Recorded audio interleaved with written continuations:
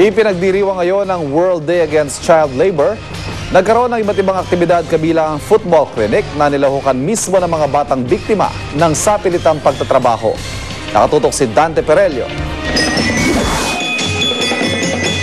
Dinaluhan ng may 300 kabataang biktima ng child labor sa buong bansa ang selebrasyon ng World Day Against Child Labor kanina sa Don Bosco Youth Center sa Tondo, Maynila. Go for the goal. Yan ang tema ng selebrasyon ng World Day Against Child Labor ngayong taon. At ang larong football ang simbolo ng kanilang pagkakaisa para sa layuning masugpo ang child labor sa bansa. Kasi merong global goal that by 2016 worldwide mawawala, mabubura ang worst forms of child labor. Pagkatapos ng parada, may libreng football clinic para sa mga bata. Mga dating street children ang nagtuturo. Miyembro sila ng Philippine team na naglaro sa Street Child World Cup noong Marso sa South Africa. Nais ko lang po iparating sa kanila na lahat tayo kahit batang kalye, may pag-asa. Hindi na lang habang buhay na sa kalye tayo namamalimos, tugbang makaawa na pakainin tayo. Enjoy naman ang mga bata sa bagong sport na kanilang natutunan. Passing, dribble, push. Enjoy ba? Opo. Enjoy po. Bakit? Maganda po yung tinuturo sa amin. Dumalo rin dito ang 25 taong gulang na si Alexis na minsang naging biktima ng child labor para magbigay suporta sa okasyon. Empleyado na siya ngayon sa isang sikat na 5-star hotel. Hindi ako nawala ng pag-asa kahit minsan. Kaya sa pag-asa na yun, nagtagumpay po ako, sir. Nagkaroon din ng exhibit ng mga likhang gawa ng mga bata.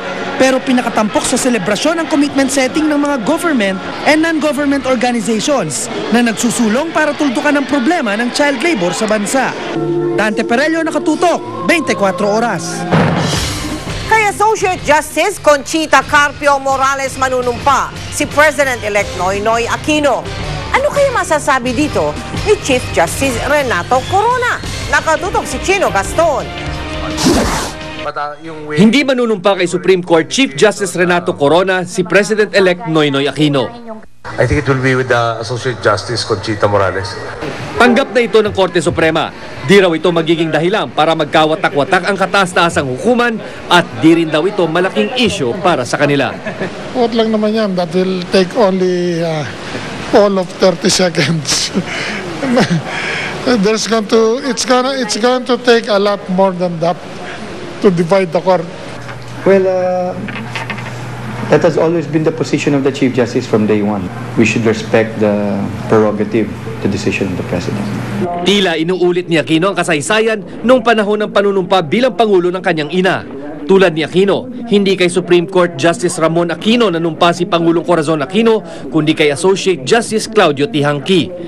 Paniwala ni Aquino noon pa, dapat di na nagtalaga ng bagong Supreme Court Chief Justice si Pangulong Arroyo ilang buwan bago bumaba sa pwesto.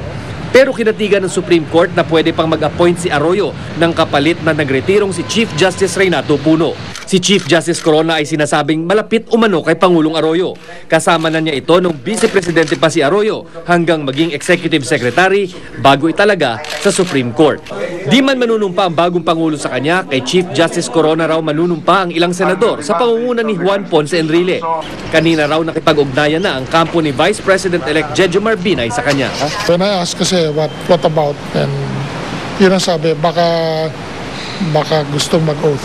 Yun naman ang sabi, baka. So I'm not sure yet. Naipadala na rin ng Corona ang kanyang congratulatory letter kay Aquino, Binay at 12 nanalong senador.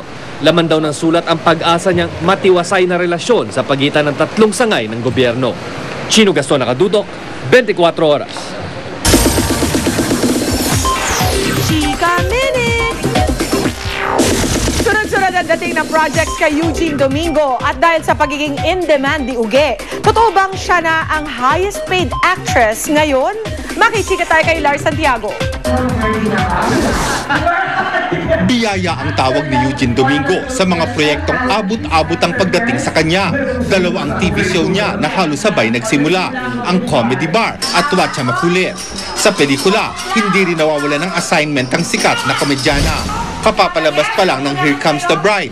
Pero heto't magsisimula naman siya ng mamaradsi sa Regal Films. Kasama sina John Lapuz, Dieter Ocampo, Carla Abellana, JC Chuseco at Carl Guevara. At dahil super in demand siya, tumaas na rin daw ang talent fee ni Eugene. Nababalita pang siya na ang highest paid actress ngayon sa pelikula. Oo nga yata. Hindi naman tayo after lagi sa kung sa highest paid o ano. Mas masaya siguro yung proyekto na talagang papasukin ng mga manonood. Yung talagang alam nating magiging box office hit kasi entertaining, pampamilya, wholesome. Hindi naman kaya dumating ang araw na magpo-produce na rin siya ng pelikula. Bakit hindi? Isa yan sa mga pangarap ko. Medyo malayo pa siguro, no? Kasi kapag nag-produce ka ng pelikula, talagang ibubuhos mo lahat. Sa ngayon, wala na raw mahihiling pa si Eugene sa itinatakbo ng kanyang career. Inuulan nga siya ng tukso dahil panay Hank daw ang nalilinya sa kanyang mga leading man. Sa mamaradsi kasi ay si Dieter Ocampo ang katambal niya at sa comedy bar naman ay kasama niya ang Japanese model na si Fabio Ide. Natutuwa naman ako kasi inspiration yun eh. Ang sarap tingnan, ganyan. War Santiago, updated sa showbiz sa Pinay. Sa pagbabalik ng Chika Minute, kilalanin ang bagong abangang child star na gaganap na Trudis Liit. Tutukan niya. Susunod! Mga nakakaaliw na laser pointer. Delikado pala sa mata. Exclusive. Pagtugi sa dalawang robbery suspect sa Pasay, nauwi sa barilan.